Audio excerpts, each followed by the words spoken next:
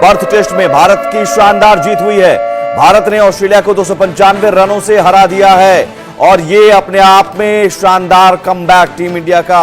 जिस तरह से पहली पारी में टीम इंडिया सिमट गई थी 150 रनों के अंदर, लेकिन उसके बाद जो शानदार वापसी की और उसके बाद ऑस्ट्रेलिया को न सिर्फ गेंदबाजों ने कमाल करके दिखाया बल्कि बल्लेबाजों ने भी, टीम इंडिया के बल्लेबाजों ने भी शानदार प्रदर्शन किया। यशस्वी जायसवाल हो, विराट कोहली हो, शानदार उन्होंने कल शतक लगाया और फिर उसके बाद बुमराह ने बाकी जो काम था वो जो कप्तान बुमराह है उन्होंने काम पूरा कर दिया। 8 विकेट लिए बुमराह ने मैच में।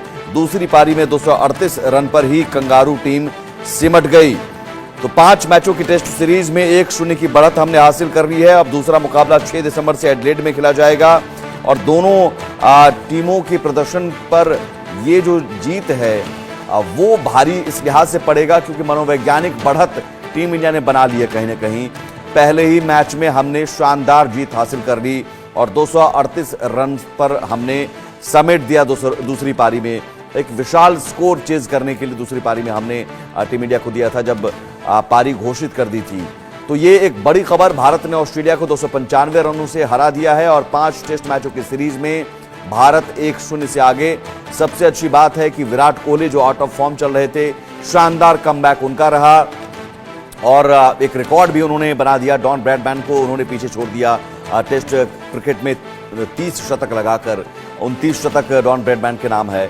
तो आप अंदाजा लगाइए कि तमाम जो महान खिलाड़ी हैं उन महान खिलाड़ियों के रिकॉर्ड तोड़ते हुए विराट कोहली अपने व्यक्तिगत स्तर को भी उन्होंने सुधारा, व्यक्तिगत प्रदर्शन को भी सुधारा और टीम इंडिया को भी एक मजबूत स्थिति में पहुंचाने में यशस्वी जायसवाल, उन्होंने भी शानदार प्रदर्शन, शानदार शतक लगाया। यशस्वी जायसवाल की पारी, विराट कोहली की पारी ने एक मजबूत स्थिति में पारी जो दूसरी पारी में पहुंचाया और एक बड़ा स्कोर, बड़ा लक्ष्य ऑस्ट्रेलिया के सामने रखा और उस भारी भरकम लक्ष्य का पीछा करने ऑस्ट्रेलिया जब उतरी तो फिर गेंदबाजों ने कमाल कर दिया और 238 रन पर ही सभी पूरी टीम को ढेर कर दिया। मनोज जोशी हमारे साथ जुड़े हुए हैं, स्पोर्ट्स एडिटर। मनोज जी, शानदार प्रदर्शन, शानदार कमबैक, ये अपने आप में बहुत बड़ी जीत है। जी हाँ, बिल्कुल। ऑस्ट्रेलिया की उस जमीन पर जहां पर जाकर आप अच्छे खिलाड़ियों के जो है पसीने छूट जाते हैं, वहां उनकी जो फास्ट बॉलिंग तिकड़ी है वो कमाल का प्रदर्शन करती है। लेकिन जहां पर 295 रनों की जीत भारत की ऑस्ट्रेलिया में सबसे बड़ी जीत है अब तक की। जितने भी भारत ने मुकाबले जीते, एक 2008 में एक मुकाबला हुआ था, 2004 में सिडनी में जहां भारत ने 208 रन से जीत दर्ज की थी, एक मेलबर्न में 1977 में हुआ था जहां भारत ने 222 रन से जीत दर्ज की थी और ये 295 रनों की जीत अपने आप में बहुत कुछ बयान करती है। भारत का एक टीम वर्क, जैसा कि अभी थोड़ी देर पहले आपने कहा कि चाहे वो विराट कोहली की सेंचुरी हो, चाहे यशस्वी की सेंचुरी हो, चाहे केएल राहुल का एक अच्छा टेम्परामेंट वाला खेल हो, चाहे नीतीश रेड्डी का एक ड्रीम डेब्यू हो, बैटिंग में भी, बॉलिंग में भी, और उसके बाद वाशिंगटन सुंदर ने भी आखिरी क्षणों में जो 2 विकेट चटकाए और विराट के साथ एक अच्छी पार्टनरशिप की, और फिर बुमराह और सिराज तो खैर बेजोड़ बादशाह थे, मैं कहूँगा इस बेताज बादशाह साबित हुए इस मुकाबले के, जिन्होंने 8 विकेट चटकाए। खासकर जसप्रीत बुमराह की अगर हम बात करें, पहली पारी में 5 विकेट हॉल, दूसरी पारी में 3 विकेट, उसमें ट्रेविस हेड, मैक्सी, जो टॉप 3 विकेट हैं उनको चटकाने का उन्होंने कमाल किया।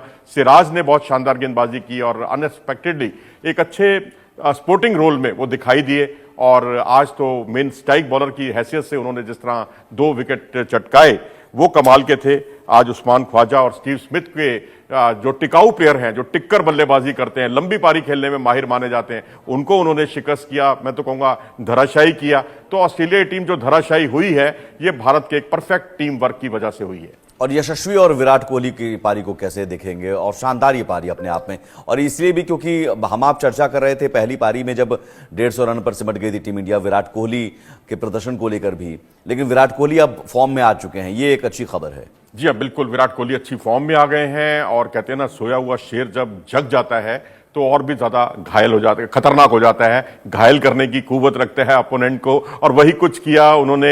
और जिस तरह से उन्होंने अपनी पारी को बढ़ाया और अनकन्वेंशनल शॉट्स खेले, आप देखिए स्वीप शॉट जो अमूमन वो नहीं लगाते, उस पर वो स्वीप शॉट खेल के वो अपनी सेंचुरी पूरी करते हैं, रिवर्स स्वीप शॉट का इस्तेमाल करते हैं, और जिस तरह से उनको आउटसाइड दी ऑफ स्टंप जो डराने की कोशिश की गई थी, क्योंकि वो अक्सर इस तरह की गेंदों पर आउट होते थे, वहां पर उन्होंने अपर कट लगाकर अपने इरादे जाहिर कर दिए। तो इस तरह तरह के विराट कोहली नहीं है। जैसे विराट कोहली पहले खेलते थे उससे बिल्कुल अलग अंदाज में खेलते हुए दिखे। अपने तो ट्रेडिशनल शॉट थे ही उनके पास, फ्लिक शॉट जिसके वो मास्टर माने जाते हैं। यशस्वी ने उस तरह के शॉट्स बहुत खेले विराट वाले अंदाज में। उन्होंने दिखाया खाली विराट कोहली ही नहीं, वीवीएस लक्ष्मण ही नहीं, जयसिम्हा ही नहीं, बल्कि मोहम्मद अजरुद्दीन ही नहीं, बल्कि फ्लिक शॉट खेलने में यशस्वी का भी कोई जवाब नहीं है। क्योंकि विराट कोहली की तरह उन्होंने जिस तरह अपनी पारी को आगे बढ़ाया और जिस तरह से उन्होंने स्क्वायर बाउंड्री पर ज्यादा केंद्रित किया अपने आप को, क्योंकि जो कंगारू गेंदबाज थे वो पूरी तरह से आपको बैकफुट पर ले आए थे, बैकफुट पर खिलाना चाहते थे। क्योंकि फ्रंट फुट पर आपके यहाँ पर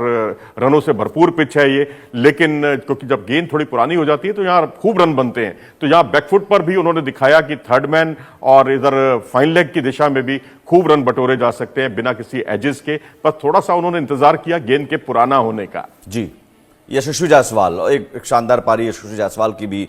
और आपको अगर कहा जाए कि विराट कोहली और यशस्वी की पारी, किसकी पारी ने आप दिल जीत लिया?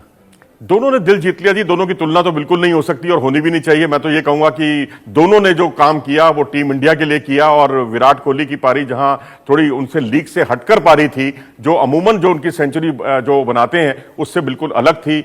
पर्थ में दूसरी सेंचुरी उनकी, और इसके अलावा ऑस्ट्रेलिया में जितनी उन्होंने सेंचुरी लगाई 7वीं सेंचुरी है उनकी, जो कोई भी भारतीय बल्लेबाज के से ऊपर है। क्योंकि सचिन तेंदुलकर के नाम 6 सेंचुरी थी, गावस्कर के नाम 5 सेंचुरी थी, लक्ष्मण के नाम वीवीएस लक्ष्मण के नाम 4 सेंचुरी थी। इन्होंने सबको पीछे छोड़ दिया ऑस्ट्रेलिया में रन बनाने के मामले में। 56 का औसत ऑस्ट्रेलिया में जाकर ये अपने आप में उनकी काबिलियत को दर्शाता है। इसी तरीके से अगर आप यशस्वी को देखें जो ऑस्ट्रेलिया में अपना पहला ही टेस्ट मैच खेल रहे हैं ऑस्ट्रेलिया में, तो वहां उन्होंने जिस तरह शून्य पर आउट हुए थे पहली पारी में, शरीर से दूर खेलते हुए आउट हुए, उन्होंने अपनी गलतियों से कमजोरियों से सीखा और दूसरी पारी में सेंचुरी बनाकर ही चैन ली। और सेंचुरी बनाने के बाद ऐसा लगा कि वो नए सिरे से उन्होंने स्टांस लिया है। और उसके बाद 150 रन की उन्होंने पारी कब पूरी की पता ही नहीं चला, क्योंकि ये एक ऐसी पारी थी जिसमें टेम्परामेंट भी था, ओल्ड स्कूल ऑफ क्रिकेट भी था, मॉडर्न डे क्रिकेट भी था, दोनों तरह का एक अच्छा समावेश था। तो अब ये आउटडेटेड कुछ नहीं है क्रिकेट में, पुराना खेल हो चाहे नया खेल हो, जैसी कंडीशंस है उन कंडीशंस का अगर आप सम्मान करेंगे तो क्रिकेट भी आपका सम्मान करेगा। यह बात साबित कर दी यशस्वी जायसवाल ने। एक बड़ी बात यह रही कि बुमराह, चूंकि बल्लेबाज तो पहली पारी में नहीं चले, लेकिन बुमराह दोनों पारियों में कमाल करते नजर आए, मोहम्मद सिराज कमाल करते नजर आए। आपको अगर इस मैच का मैन ऑफ द मैच देना हो, किसे देंगे? बहुत धर्म संकट वाली स्थिति है, लेकिन मैं फिर भी जसप्रीत बुमराह के साथ जाऊंगा। उनकी 8 विकेट, क्योंकि टॉप ऑर्डर के सामने वो एकदम हवा से बन गए एकदम। उनके लिए मुझे नहीं लगता कि टॉप ऑर्डर कोई उनके रात को नींद आएगी उनको, क्योंकि उनको रात में भी सपने बुमराह के ही दिखाई देंगे। क्योंकि जिस तरह से अगर वो आगे जाने की कोशिश करते हैं तो बुमराह उनको शॉर्ट पिच की बजाय थोड़ी सी लेंथ बॉल कर देते हैं। अगर उनको शॉर्ट पिच डिलीवरीज पर बुमराह आते हैं तो फिर उनको जो है पीछे जाकर शॉट खेलने में बहुत परेशानी होती है। फील्ड भी उसके हिसाब से उन्होंने सजाई हुई थी। तो बुमराह तो मैं कहूंगा कि एक इस मैच के सबसे बड़े आकर्षण हैं, जिन्होंने 150 रन पर भारत की बल्लेबाजी के सिमटने के बावजूद पहली पारी में, जब सब भारतीयों के चेहरे उतरे हुए थे पहली पारी में, तो उस वक्त उन्होंने भारतीय चेहरों पर मुस्कान लाने का काम किया। 5 विकेट हॉल किया, भारत को बढ़त दिलाई 46 रन पर। कहां 46 रन की बढ़त थी, और बढ़त भी काफी महत्वपूर्ण थी उस समय। उससे मनोबल बढ़ा भारत का। और फिर बाद का काम जो बल्लेबाजों ने किया, गेंदबाजों का काम आसान कर दिया। यानी पहले बल्लेबाज हल्के रहे तो गेंदबाजों ने उनका कमाल किया और उनकी कमी को ढका। और फिर बल्लेबाजों ने बहुत शानदार बल्लेबाजी करते हुए जितने रन बनाए उतने रन तो दूसरी पारी में, दोनों पारियों में ऑस्ट्रेलिया भी नहीं बना पाया। देखिए, अगर हमारा जो स्कोर था, हमने 487 रन 6 विकेट पर पारी घोषित की। उनकी दोनों पारियों का आप योग टोटल भी कर दें तब भी वो 487 के आसपास नहीं बनता। तो ये भारत की सबसे बड़ी जीत है ऑस्ट्रेलिया में। ये बहुत कुछ बयान करती है। और अब पिंक बॉल क्रिकेट होना है, इसके लिए भारत ने निश्चित तौर पर एक अपना अच्छा खासा मनोबल जो है बढ़ाने का काम किया है। ठीक है, बहुत शुक्रिया। और यकीनन अब इस जीत का असर, मनोवैज्ञानिक असर आगे 4 मैचों पर भी दिखेगा। एडिलेड में 6 दिसंबर से हमें खेलना है और रोहित शर्मा भी तो ज्वाइन करेंगे। तो अब तो मुझे लगता है कि ये टीम और खतरनाक होने जा रही है ऑस्ट्रेलिया के लिए, और बहुत खतरनाक इस लिहाज से क्योंकि हमारे विराट कोहली फॉर्म में आ चुके हैं, यशस्वी जायसवाल ने शानदार प्रदर्शन किया, अभी केएल राहुल भी हैं हमारे पास, देवदत्त भी ने भी शानदार अपना प्रदर्शन करना शुरू कर दिया है। नीतीश रेड्डी भी शानदार खेलते हुए नजर आ रहे हैं। तो सभी खिलाड़ी, पूरी टीम हमारे फॉर्म में है। तो मैं ये समझ रहा हूं कि अगर न्यूजीलैंड से हमने क्लीन स्वीप में हार हासिल की है तो ऑस्ट्रेलिया को हम क्लीन स्वीप कर सकते हैं, ये अब उम्मीद हम लगा सकते हैं। बहुत शुक्रिया आपका मनोज जी तमाम जानकारी के लिए।